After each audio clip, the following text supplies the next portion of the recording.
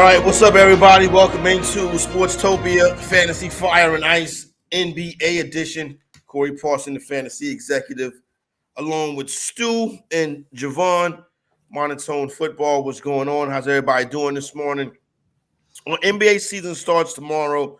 We're going to get into some season-long player props via the DraftKings Sportsbook. And I also want to talk about some news and stuff that's going to be that took place this weekend and all that kind of stuff. Good morning, gentlemen. What up? What up, Jovan? How you doing? Doing good, man. Doing good. Can't complain. Feeling pretty good about the Philadelphia Eagles, huh? Yeah. All right. Yeah. Phillies going to game 6 up 3-2. It's a lot going on. It's a lot going on down the up the turnpike, Stu. You know what I'm saying? None of it has trickled down into your neck of the woods. Tough weekend for your Commanders. We'll just get it kicked off on Wednesday night, though, in Indiana versus the Pacers. So what up, Stu? What's going on with you? Yeah, no, sports are not, popping in my town right now, unfortunately. Jovan's got it all. They got baseball. They've got football. They're about to have basketball. I won't have any of that, but that's okay. Despite that, we can still win some money, and I'll feel a little bit better. No doubt. Hey, Jovan, kind of a big story over the weekend. Couldn't impact fantasy, could impact win totals and different things like that. Steven Adams, Dunsky, knee surgery, out for the season. Memphis Grizzlies big man done for the season. You think they go like an Andre Drummond route? Do you think it's right there on the roster? How does this affect that team and what they want to do? I mean, that's a huge loss just because you were thinking, Adams and Jaren Jackson, that was going to be a good, solid defensive front court. But now you're losing that. It's kind of tough because I don't think you want to put, a Santi Aldama in that spot next to Jaren Jackson Jr. So I think, honestly, it's going to, like I said, it's going to be more pressure on Jaren Jackson Jr. to step up defensively and kind of stay out of foul trouble, which is not his MO. So he has to stay out of foul trouble. And then I think for the roster, like you said, maybe if they could get an Andre Drummond, that would be honestly perfect because you wouldn't need him to score. You just need him to grab boards because that's the other thing with Jaren Jackson Jr. He doesn't grab a lot of rebounds, which is crazy because he has the size to do it. So, yeah, it's not good news for the Grizzlies team that's already going to be without Ja Morant for the first, 25 games. What do you think about this Steven Adams news? Kind of stinks, huh? Yeah, it's nice. Even if you're a Jaren Jackson fantasy owner, it's nice having that enforcer right next to you, right? Mm-hmm. The absolute tank in the paint that nobody wants to mess with. Because now, like Jovan mentioned, the foul trouble becomes a bigger deal, right? It's kind of solely up to him. He's going to have more perimeter or less perimeter defensive assignments and more inside defensive assignments, which obviously means more fouls. So I agree. We need to get, a backup. I think Xavier Tillman is solid. I think he'll step up and kind of do what he did last year. But as we've seen, I mean, good Michigan State product, but there's just no ceiling.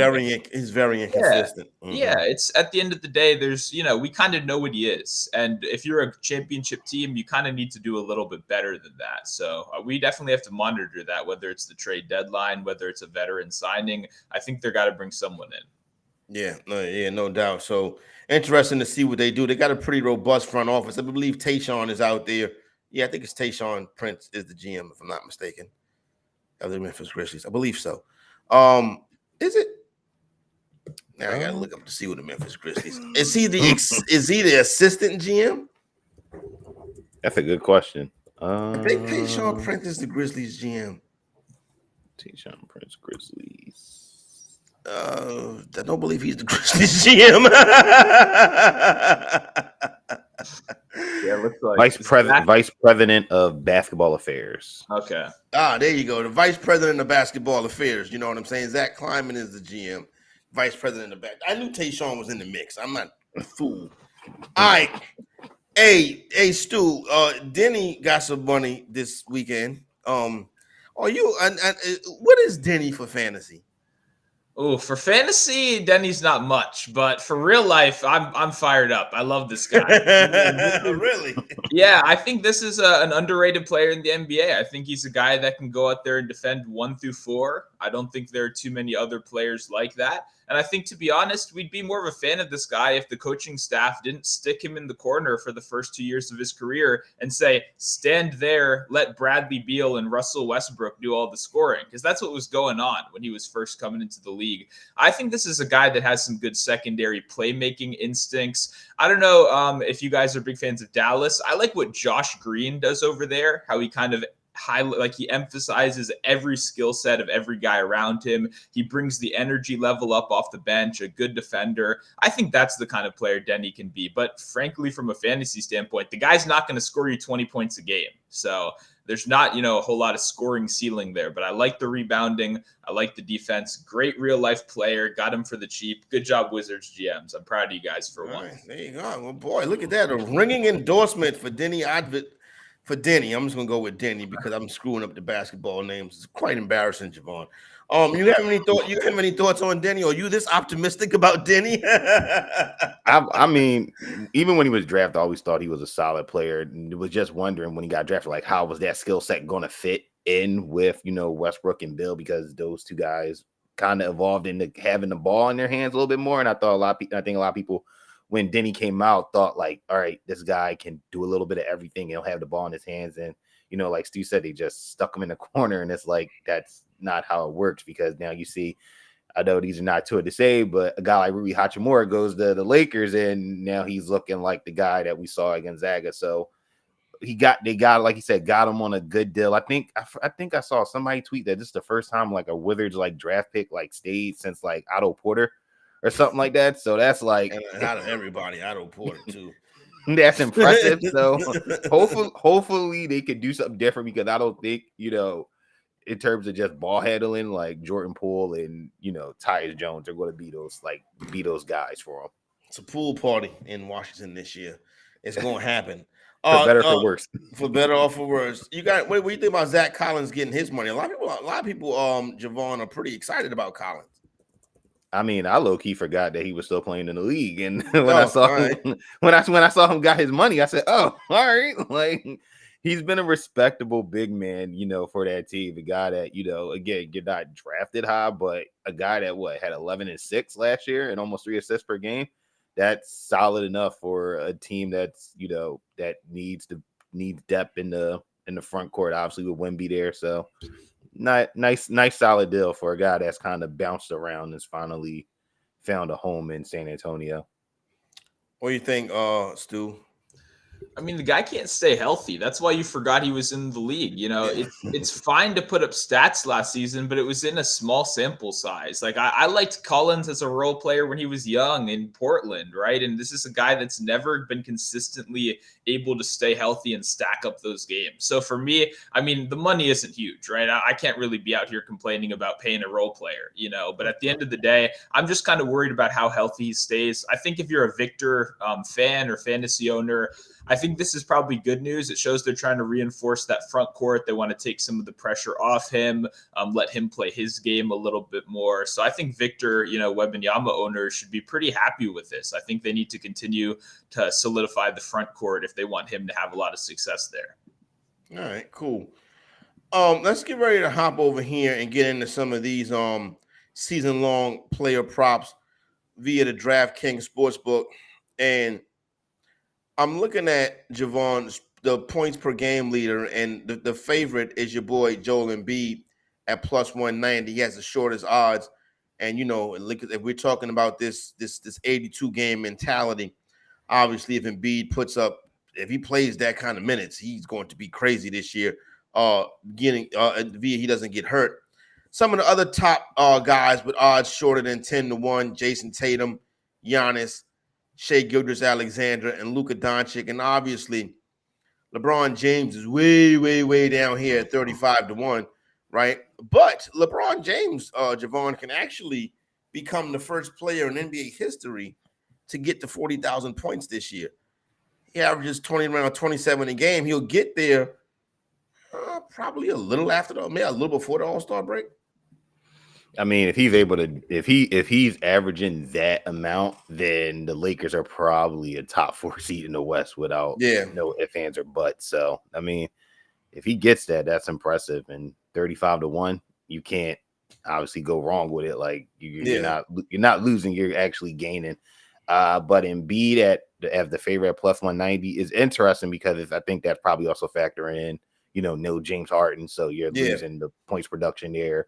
You're hoping maybe Maxey takes that next step as a, more so as a facilitator than a scorer. But I'm not really, all in on that just because Nick Nurse, what we just read, about him using Embiid in a variety of different ways, not just as a scorer. So, using them in all different facets of the game. So I don't know at plus 190 if Embiid's the route to go. Even if he plays, a majority and stays, healthy. I don't know if that's what Nick Nurse has in plan for him. Stu, curious your thoughts on James going for this milestone, not a record, because really he has the record. So it's this milestone and Embiid with the shortest odds. Yeah, I mean, I think the LeBron spot, obviously, it's ambitious, right? Because the health is the biggest deal. And we know on a per game basis, he can average 27, right? We obviously know that even last year when the scoring isn't there, even when the outside shooting isn't necessarily there, LeBron can still score 25 in his sleep. So like you kind of said a minute ago, for 35-1, I mean, I think you can do a lot worse. It's just you're betting on health, you're betting on availability. And to me, I try to avoid that whenever possible. And it's kind of the same thing with this Embiid prop, right? You're betting plus 190 for a season-long bet, right? So you have to let that money sit in your account all year long at plus 190 odds. For a guy like Joel Embiid, it just doesn't seem quite worth it to me. I understand the Harden stuff is obviously a big deal, but I don't know about you guys. It feels like that's going to get sorted out in one way or another before the season, whether that means a trade or he shows up, reluctantly. He was at a couple practices. It's not like he hasn't, totally ever shown up. So I just don't see too much value at the top with Embiid. All right, before we get to the rest, Jovan, quickly, what's the latest on Harden? I think Woj just tweeted something out this morning. I think he said it's increasingly unclear whether Harden will be available to play on Thursday, and nobody hasn't seen him since I thought last week before, because I think he was, when they left from training camp, I think he was supposed to play that Monday game against Brooklyn. He didn't play, and it was like, all right, maybe he's going to play against the Hawks in the preseason finale, and he hasn't shown up. So it's probably looking like he's not going to show up for Thursday night at this point. I'd be surprised because then he's risking a chance of getting fined too. So interesting, and then again, not interesting because for Christ's sakes, you know what I'm saying already. Let's get to some guys a little bit further down this list. Stu, Jayson Tatum at plus 750 is an interesting one right there. That may be worth sitting in your account the whole season. Yeah, I mean, what I'll say, though, is the new additions, right? I mean, we obviously have Jaylen Brown, who saw a scoring increase last year as well, right? He was up in that 26-point-per-game realm, which we maybe didn't expect from Jaylen Brown. And now you add in a guy like Kristaps Porzingis, you add in a Drew Holiday. I'm just kind of worried they all eat from each other, right? They all kind of slowly take away from each other, and that makes a great real-life team. But for the scoring leader, I think I'd rather go a guy under him right there, a Donovan Mitchell at 20-1, a guy that I know is going to have the ball in his hands with the green light all game, right? We don't have to worry about a Porzingis, a Brown on that team. You're talking about Darius Garland, a solid offensive player. You're talking Jared Allen. These are solid players, but I think a guy like Donovan Mitchell will have all the opportunity in the world. He has the green light. I think that is a little bit better of a bet for me at 20-1 instead of 7-1. Donovan Mitchell, Jovan. I mean, I actually agree with Stu. I think that's if that's a play that you want to go on, that's him, because we saw last year he got the volume of attempts, and it's not like Darius Garland is kind of dipping into those things. If anything, Garland is kind of the perfect point guard for him to play next to, where Mitchell is just coming in, just pouring in and getting up shots. I mean, he had the 70-point game last season, so it's not impossible that he won't get, the necessary attempts, on that team. So Mitchell could do it, and if he does, I mean, he had a very good season, his first season in Cleveland, so I think he can definitely do it. He'll probably be maybe a top 5 scorer in the league this year. He's also playing first contract as well, right? That's yeah. I totally forgot about that. Yeah, I totally forgot about that. He is getting that I think, didn't they say he haven't like re-up on the extension, but he is getting that?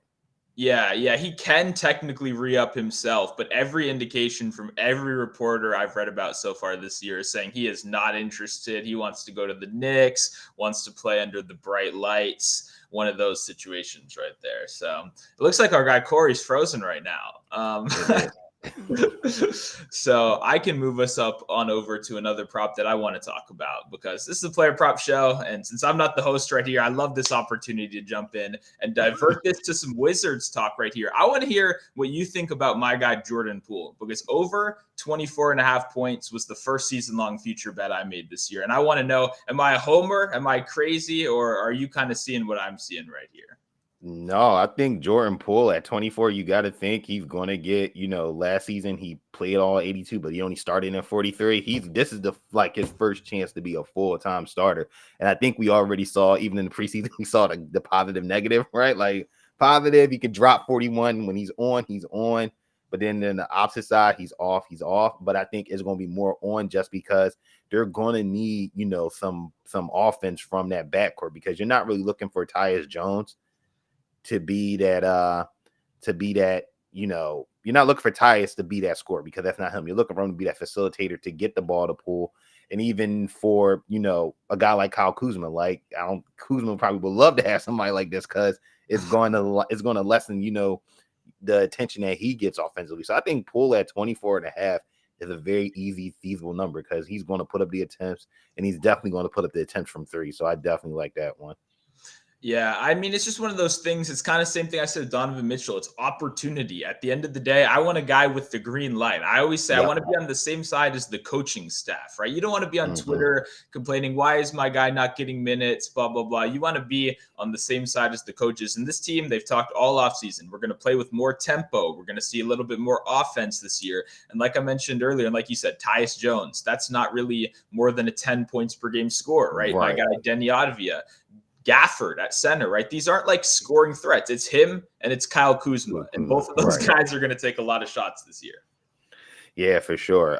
Sticking on that, I do have another player props for points per game that I think people should look out for. It's went up surprisingly, only by like 0.3, but it's Anthony Edwards over 26.3 points per game. I think, everybody kind of predicted him taking that leap just because how we saw him finish, how we saw him finish the postseason, where he really kind of came into his own. And even in FIBA, he actually was probably, you could make the case he's one of the best players on that team with just his innate scoring ability. I think he carries that over this year. You look at what he did last year, he had 24.6 on 45.9% shooting from the field. He took 19.5 field goal attempts per game. So for him to hit this number, he has to stay at that.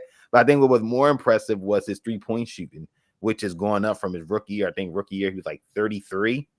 And now last season he almost got to 37%. I think that's going to play a huge role. And obviously we know Karl-Anthony Towns is there. Like, he's going to get his. Rudy Gobert, you're not really looking for him to score. You're just looking for him to defend and rebound. So I got on the Anthony Edwards wave at over 26.5. And now it's at 26.3, but I still like it either way. Yeah, no, I like the spot. I mean, he's kind of been the talk of the town. When we did our preview of that division, I mentioned I liked his MVP odds. I think that's something that was worth it. And you mentioned Cat. I mean, you're right. He's going to get his, but this is a guy that's barely played half of a season over these last 2 years, right? So it's one of those situations where you're likely to see a pretty decent stretch without Karl-Anthony Towns. And that's kind of where you get to showcase your abilities. You get to bump those stats up a little bit because the volume is going to be better. And you also kind of get to prove why you're worthy of the MVP, right? If you can really elevate your team to that next level without a superstar. So I like Anthony Edwards a lot. Before we move on from the points, I want to bring up one more guy. We talked about a couple overs so far this year. I want to bring up an under that I've been looking at. It's Mikhail Bridges. You can find him at 25.5 points right here. I like Bridges, and I'm very happy to see what he's done in the NFL or in the NBA, right? We're seeing the scoring come along. He's improved pretty much every single year since he's been drafted, right? So nothing against the guy as a player, but at a certain point, I think you have to fade a number, right? Yeah. And do you come into the season as the Nets coaching staff looking at Bridges and going like, we want this guy to be scoring 26 points every single night? Because I don't. If I'm the coaching staff there, that would not be my game plan. No, and I mean the way I think his last season split between Phoenix and like Brooklyn was just a massive revelation because it was like, yo, if you were betting like Bridges player props last year, you're like he's hitting like 20 per game like every night, and it's like this is incredible. And then he goes to Brooklyn where he kind of had to be that scorer, and then granted he took it upon himself to do it, and he averaged 26.1. I don't, like you said, 25.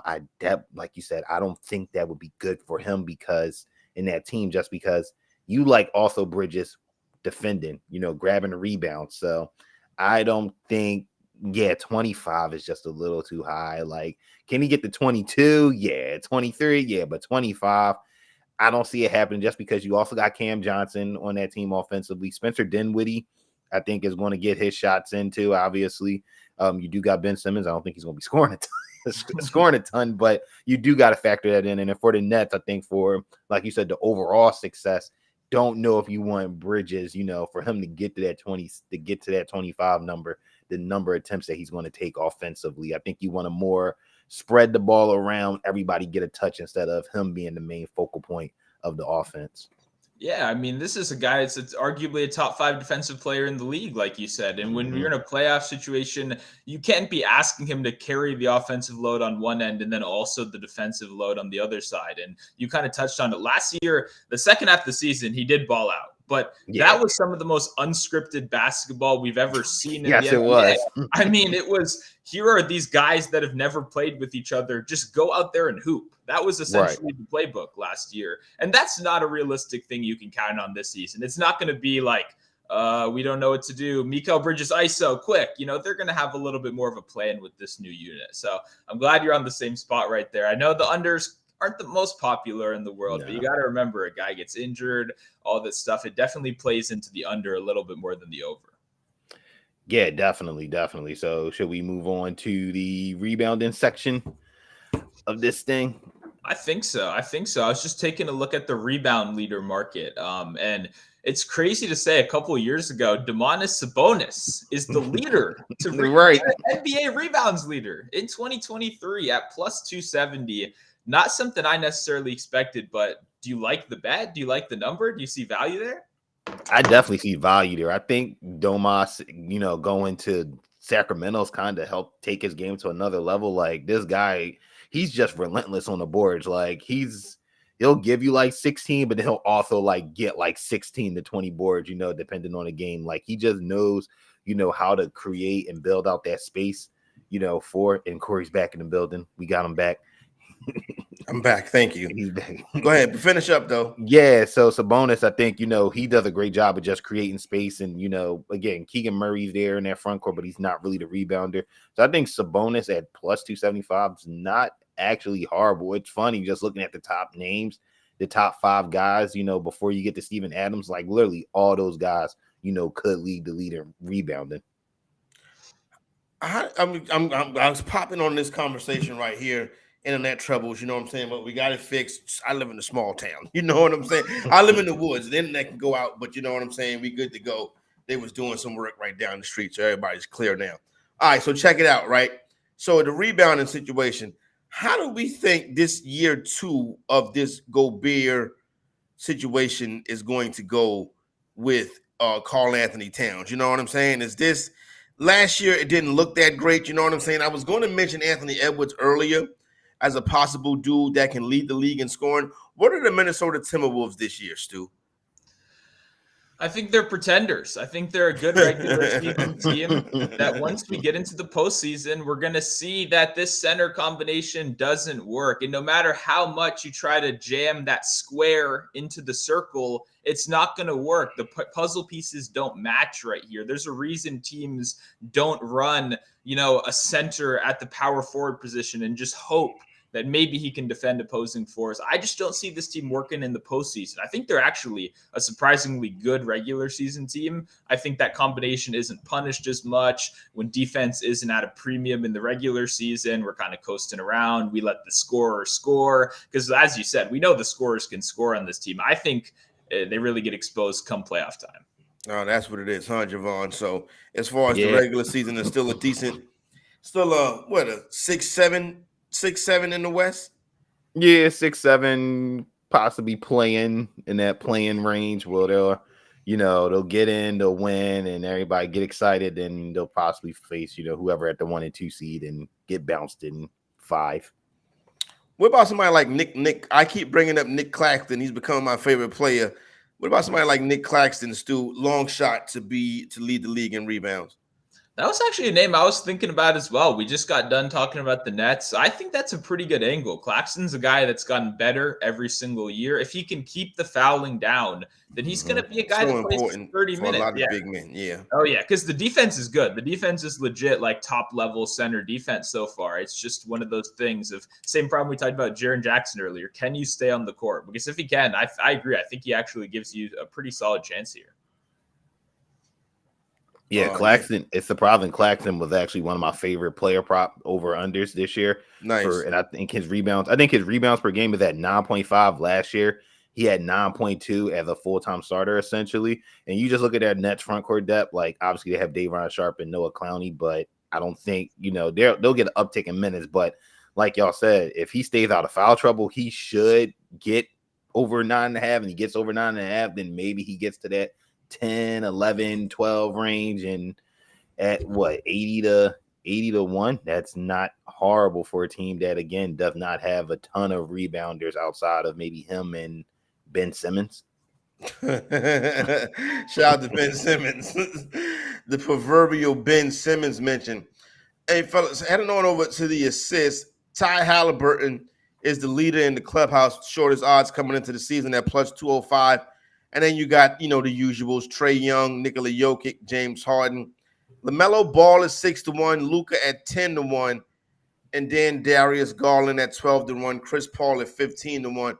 Javon, what kind of fit is Chris Paul going to be with the Golden State Warriors? That's the biggest question of all. That's the magic question, right? Yeah. Right, yeah, because it's like, are you necessarily going to start him? No, I don't think he's a starter just because you're not benching Steph or Clay, right? And you're not running 3-guard. Well, you might have to run 3-guard lineups because Draymond, right? You don't know about Draymond. So you might put Wiggins at the 4, which, could work. So, I mean, Chris Paul, it's tough to say because he played his last year in Phoenix wasn't great. Numbers went down tremendously. However, I think there's a path for him to, potentially be the assist leader just because he might start a few, but then leading that second unit, like he's obviously their best, floor general option. And he has guys like Steph, Clay, Wiggins, that he can dish the ball out to. And if they pour it in, he'll get the assist. He may not play enough time. He may not have enough minutes though, right? Or Stu, he could just be like, pre-washed or maybe full washed. You know what I'm saying? Like, you know what I mean? Because here's the thing. Ultimately, they're probably looking for somebody who can do what Kyle Lowry did for Miami Heat last year. Hit a couple big threes in key moments. It's probably the depth of what they're going to get, and that won't start until next year. But as far as the regular season, what do you see from Paul? Yeah, this is a championship move. This isn't a regular season move. And I'm not saying it's a good move, right? I'm not saying it's going to put them over the top. But like you said, this isn't really regular season game planning from this perspective, assist leader, from, fantasy drafts. I wouldn't be super interested. You kind of mentioned it. The scoring was down last year. It was not as pretty. The one thing I will say, though, is from a real life perspective, I think a lot of people are still disrespecting Chris Paul and the fact that he comes to a team and he makes everyone around him better. That is the quality he's had throughout his whole career. And that's something not a lot of players can do, really uplift everyone around them and make them better players. So he's not going to be a fantasy producer. He probably won't win you too many over bets this season, but we got to put a little bit of respect on his name still. Well, Javon, a lot of people in the drafts really high on LaMelo Ball at 6-1. Is that worth a play for you? Assist leader? Yeah, I mean, I'm always a big LaMelo guy, and before he got hurt last year, I thought he was putting up, some pretty good numbers. And you look at that Hornets team, it's kind of a mess. Really, you don't know, is it a disaster? You don't know what's going on, who's doing what, where they going where. I think for Steve Clifford, the ball's got to be in that guy's hand all the time. Like the offense has to run through him. At 6-1, I think he's going to have those, 30-point games with like 15 assists just off the whim of the Hornets will probably score 130 and give up like 134 on the other end. So 6-1 for LaMelo is an interesting one, as long as he stay healthy. Because I know last year I think he had the ankle injury right there at the sideline for the rest of the year. Yeah, Stu, he got those Ball brother lower extremities, you know what I'm saying, where they don't really, I guess they stop developing after you leave UCLA. It's or whatever European or whatever team your father made for you to play on, you know what I'm saying? Shout out to my man Laval. But what do you think of LaMelo this season? I mean, I can't even think of a comparison for this Hornets team in every sport. And I watch a lot of sports. Like, this is like I don't want to say a joke, but what are we doing here? This is not a real basketball team. It doesn't even look like they're trying to contend. I mean, it feels it's like a 2K team. Yeah, it's going to be AAU LaMelo shot chucking all season long. So yeah, from a fantasy perspective, I want that. I want the green light. I want a guy that's going to go down the court. But I mean, no defense on this team. There's still no defense in that backcourt. Opposing guards are going to score 40 points a game on these guys. Once again, they got a couple pieces. This Bridges situation is a complete mess. Rooting for that guy's failure. I don't know why he's on the team right now, but just locker room problems. We got former first-round picks being cut because they're acting crazy on the internet. No leadership on this team. I really don't want any part of the Hornets in pretty much any way possible this season. Michael Jordan ran the organization, so there you go. You know what I mean? It is what it is. You know what I'm saying? Take it how you get it. Jovan, who we putting some money on in this category? Assist leader. Assist leader. Obviously Jokic is always the good one to go with. I would consider Jrue Holiday at 25-1. I think, with Tatum and Brown, and you now got Porzingis, like the assist opportunities are going to be there. Obviously, Holiday is still going to get his, but I'm leaning Holiday. I know it's weird to say at 25-1, but knowing the guy that he's playing with on the perimeter, I think he could get there. Even though Jokic, if he averages triple double, he might be the guy too. Yeah, 100%. You know what I'm saying? Stu, same question. Who's the man in this category? I'm looking down the list and I'm seeing some crazy names here, but is Russell Westbrook 40-1 that crazy? Oh God. No, it isn't. It isn't. But to be honest, when we think of what needs to happen, right? Kawhi Leonard, Paul George, these are not guys that stay healthy. Apparently, Russ is already in the starting lineup, even with those guys healthy. That's the reports early on. He will be the starter there. Assuming no James Harden trade happens, one guy goes down, and suddenly, when he has the ball in his hands, he can get 10 assists in the first quarter. Any given day. He won't get you 10 wins, but he can get you 10 assists in the first quarter. Yeah, but hey, I'm not betting on them to win games. No doubt. I'd be betting on them to get assists. And just when I look at the list, to me, the toughest part about these guys is how do you get from that 8 assist range, that 7 assist range, that a guy like Jrue Holiday's in, to that elite 10, 11 range. I don't think there's very many people that can do it. So for me, Halliburton at the top makes a lot of sense. Trae Young at the top makes a lot of sense. I don't think I can bet on anyone else beyond those two guys because getting from that 8 to that 10 is so hard. Russell Westbrook, he's been at the 12. He's been at the 13 before. Yeah. You don't get that kind of exposure anywhere. So I think it's worth a shot. Yeah, no doubt. Not a bad one either. All right, 3-point leader. Obviously, Steph Curry, leader in the clubhouse, shortest odds at -170. And then with Steph Curry, I believe he's made a 3 in something like 250 something games or something like that. So that streak right there will continue on into this season. After that is obviously Damian Lillard at 7-1, Klay Thompson at +750. Then you got Anthony Simons 11-1, LaMelo Ball 12-1, Donovan at 14-1. So yeah, this is where Klay. Well, where's Klay at? You know what I'm saying? No Klay on this list. Interesting. Yeah, but this is Buddy Hield, Donovan Mitchell, Van Vliet, Luka, Tyler Hero, Jordan Poole. A lot of these chuck guys, you know what I'm saying? But the real contenders, Curry. Oh, there goes Klay right there. I already said him. Curry. I wouldn't say Klay is a real contender.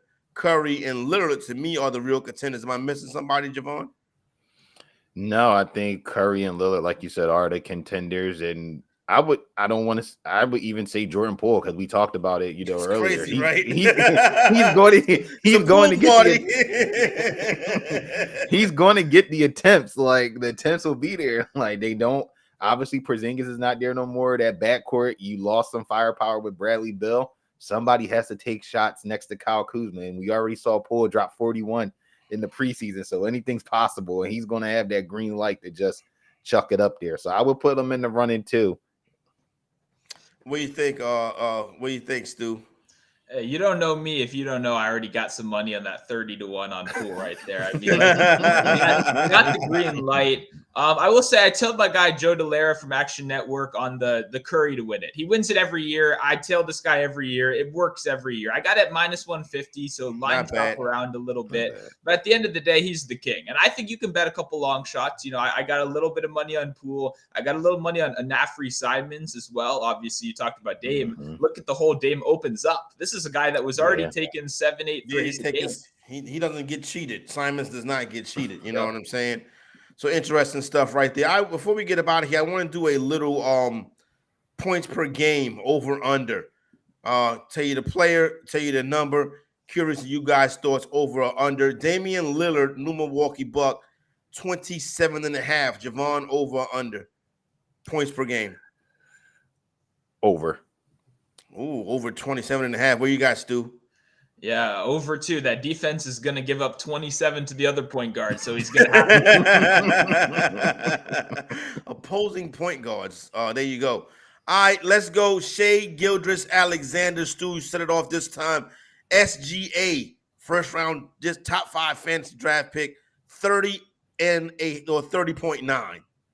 Yeah, that's a big number. It's so high. I mean, we got Chet's here now. Jalen Williams another year. I got to go under, but it's going to be close. It's going to be that 28, 29 range, but I can't go to 31 there. Can you go to 31 on SGA, Javon? Nah, I'm gonna go under too because, like he mentioned, they have Chet now. That's going to help out offensively. Jalen Williams another year. Lou Dort there as well. Isaiah Joe off the bench, putting up shots. I'm going to go under, but like Stu said, it's going to be close, like very close. Kevin Durant, the Slim Reaper, easy money sniper, 26.7, Javon, for Kevin Durant, the pride of Prince George's County. I'm taking over. I think, he's for the Suns to be competitive in the West and for them to reach whatever goal that they have to this year, he's going to have to score. He's stay healthy as well. So I'm going to take that over. You take over 55 games played? Ooh. I'm gonna say I'm gonna take the over. I'm gonna take the over. Stu, what do you think? KD 26 and 26.7. Yeah, I'll take the over on points, under on games played right there. I don't know. I don't know if he's making it more, probably half of the season is what we're looking at right here. But when he's in there, he's efficient. One of the best scorers we've ever seen, right? I mean, it's kind of, I can't imagine. I was going to say under, honestly, first, but I can't imagine opening up that ESPN app and seeing 25 this season. This is Kevin Durant we're talking about. Right. So I think he ends up in that 27, 28 range. Yeah, no doubt. Kevin Durant, you know what I'm saying? Shout out to the kid, Kevin Durant. Here's an interesting one. De'Aaron Fox had that big year last year. Light the beam. Sacramento Kings getting it done. 25.2 for De'Aaron Fox, Stu. Yeah, there's a reason Vegas is not broke. That's a good line right there. That's right where on the number. That's where I see him. Yeah, I mean, I have a hard time picking a side. I think gun to my head, I'll say the over. I think it's a fast-paced, high-tempo team. But I don't know if I see De'Aaron Fox taking that superstar leap and going to 26, 27. That's kind of what you're asking for. 25 feels like the perfect line. So I probably wouldn't bet the over or under, to be honest. What do you think, Javon? 25 for De'Aaron Fox. I'm in the same boat as Stu. I wouldn't bet the over or under. This is likely going to be a push just because you also got to consider Keegan Murray another year in that offense in the summer league that he had where he was just lighting dudes up, from the perimeter. And then you add in Sabonis getting his shots. So I'm going to say it's going to be a push. We push on that one. What about my boy Jalen Brunson, Javon, 24.4, New York Knicks fan favorite? 24. I'm going to take the over. They're going to need it because there's going to be nights when Barrett doesn't have it, and there's probably going to be nights when Julius Randle doesn't have it. So Hey, we saw Tom Thibodeau have no problem putting the ball in Brunson's hands and letting him go to work. So I'm taking the over. Gonna be plenty of nights when Barrett don't have it, Stu. Yeah, I like that. I'm staying the same. I'm going Brunson over, and then Randall, who's at the same number. I'd go under with Randall as well. I think Brunson takes the benefit this year. Here's an interesting one. Paolo Banchero, 21.5, Stu, for no, wait a minute, it's 21.9. Paolo Banchero, 21.9. So just about right at that 22 points per game for the second year Blue Devil. I think it has to be him. I saw a chat guy earlier talked about Franz Wagner.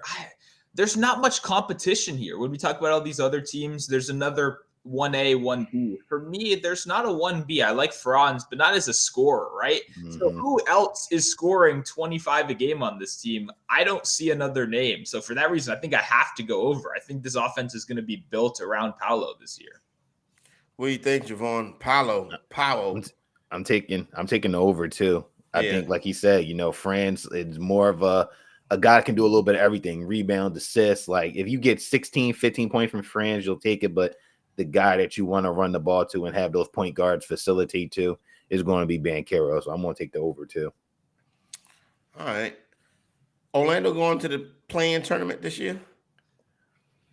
I mean, they'll make it.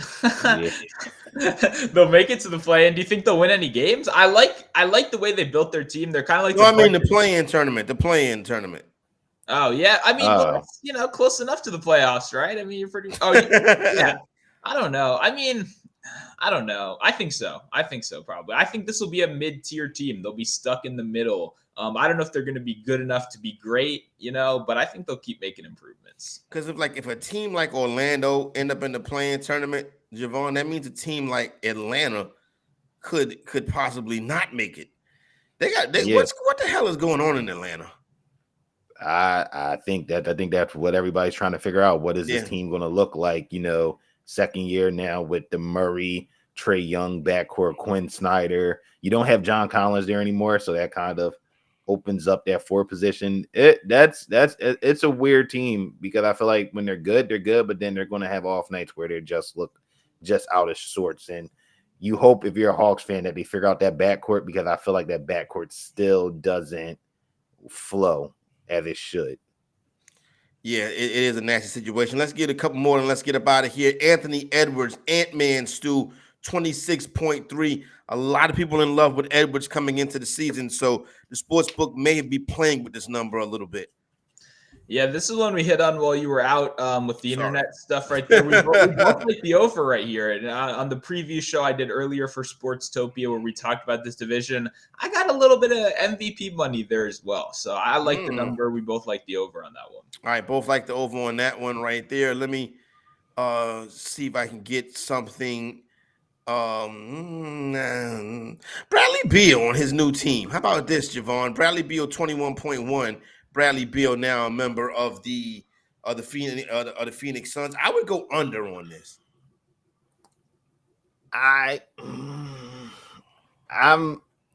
would take I'm gonna agree with you. I'm gonna take the under too, just because I feel like obviously the top 2 scoring options, Durant and Booker, and I could see Bill kind of playing that facilitator role because they don't really have a de facto point guard, so I could see him kind of doing that. And for Bill, his 3-point shot, it's kind of concerned that his numbers have dropped, and I think that plays a part in that under too. All right, what do you think, Stu? Your former guy, Bradley Beal, now out there in the Valley of the Sun.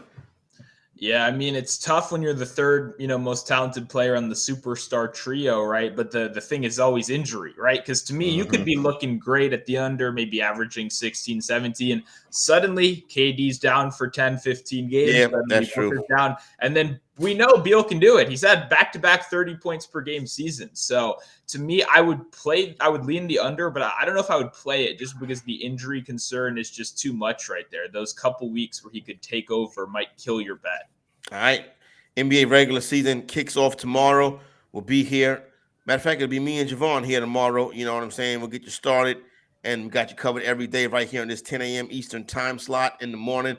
What else do we got? Oh, don't forget sportstopia.io. Go over there, get your fantasy basketball rankings. Get ready to hit the waiver wire, get your lineup set. They got you covered and all your football stuff as well. And that QR code right there, hit that. That's how you make money in daily fantasy sports. For Jovan and Stu, is Corey Parson, the fantasy executive. Thank you for your patience. We are out.